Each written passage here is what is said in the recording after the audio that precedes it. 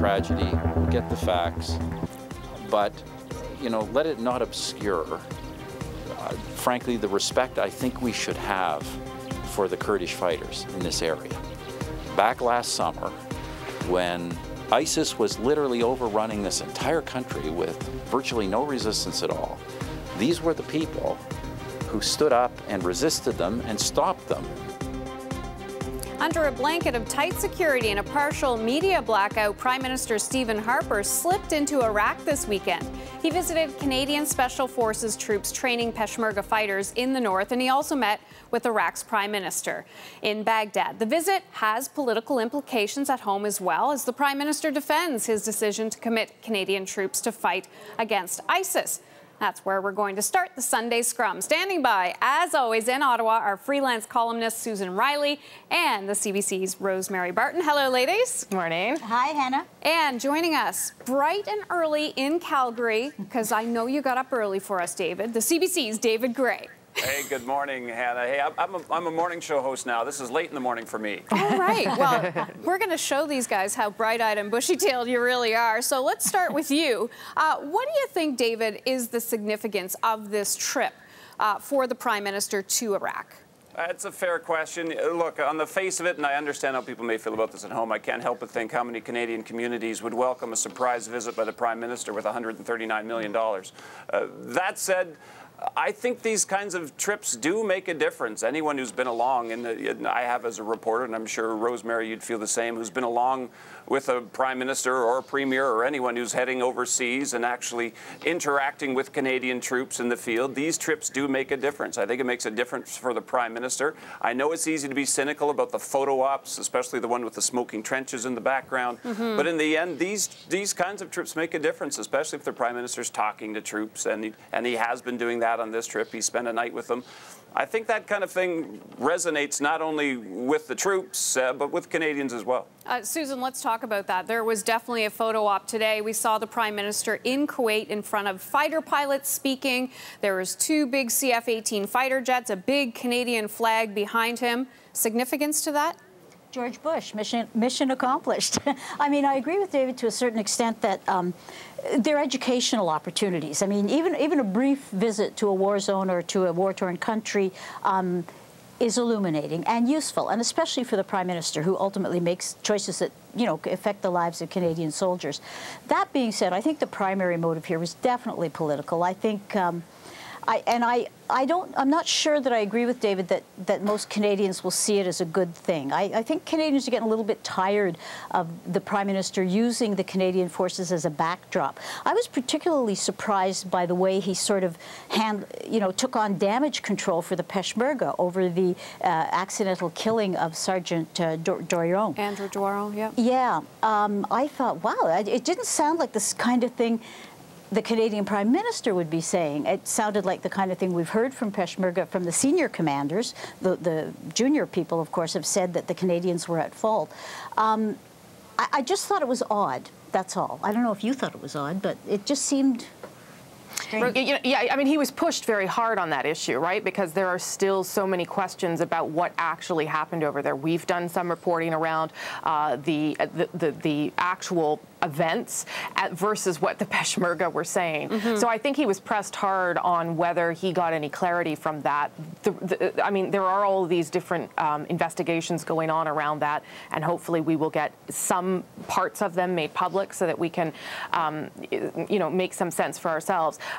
Just from a bigger perspective, I think that the focus on the humanitarian aid, which was what that money was for, was important, because it's the other part of this story that probably doesn't get the attention that it needs, that there are so many people's lives who have been really thrown into the ditch because of all of this. You know, they have nothing left.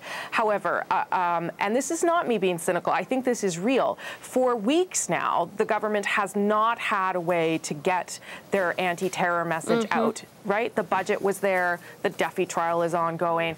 So they needed a way to get this back into people's minds. And to me, this is a fairly brilliant political move. Have the Prime Minister go over there, stand dangerously in this risky place, and remind Canadians of what his government has done to fight terrorists. And, you know, you can not like it, but I think from a political strategy point of view, they had to get it back on the radar for all sorts of political reasons. So it was $139 million for refugees because of the Iraq crisis. And you're saying, Rosemary, getting it back on track. We know in the polls, whenever the Prime Minister talks about anti-terrorism, talks about the fight against ISIS, their numbers go up. We also know that the election is coming up. Is there a tie between the two, do you think, David? Well, speaking to Susan's point, are Canadians tired of the images of a Prime Minister with a military backdrop? That in many ways depends on what part of the country you're watching those images from. Here from the West, I think there's a lot to be said to see a Prime Minister who is out there with active troops in the field, and you can't miss the significance of him also today on VE Day, on the 70th anniversary of Canadians' biggest sacrifice. That's a pretty powerful image, and I would suggest that both in the Maritimes and the West, those images played pretty strongly. And I see you nodding there, Susan. Well, I do agree that they will play strongly, especially in the Maritimes. I agree with that. But I think there's also an awful lot of Canadians who, notwithstanding what they may feel about the mission, I just find it distasteful to see the Prime Minister so constantly harping on war commemorations of war. It looks easy to me, and it looks just like he's trying to distract, and it looks like he's politicizing what's really a very serious business. Okay, so that's one Prime Minister. I want to talk about a former Prime Minister. Prime Minister Jean Chrétien went to Russia to meet with Vladimir Putin. Rosie, was this unusual?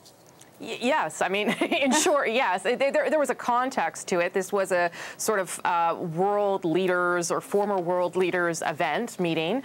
The former Prime Minister Jean Chrétien signaled to the government that he was likely going to have this meeting. But given the rhetoric that we've seen from our own Prime Minister in the face of Vladimir Putin, remember famously telling him to get the heck out of Ukraine, it was strange to see another Prime Minister willing to sit down with him in a sort of a living room context and have this fireside chat. And it raised a lot of questions for us about, was he there? Okay, he was there on business, right? Because he does some lobbying for energy companies and that kind of stuff.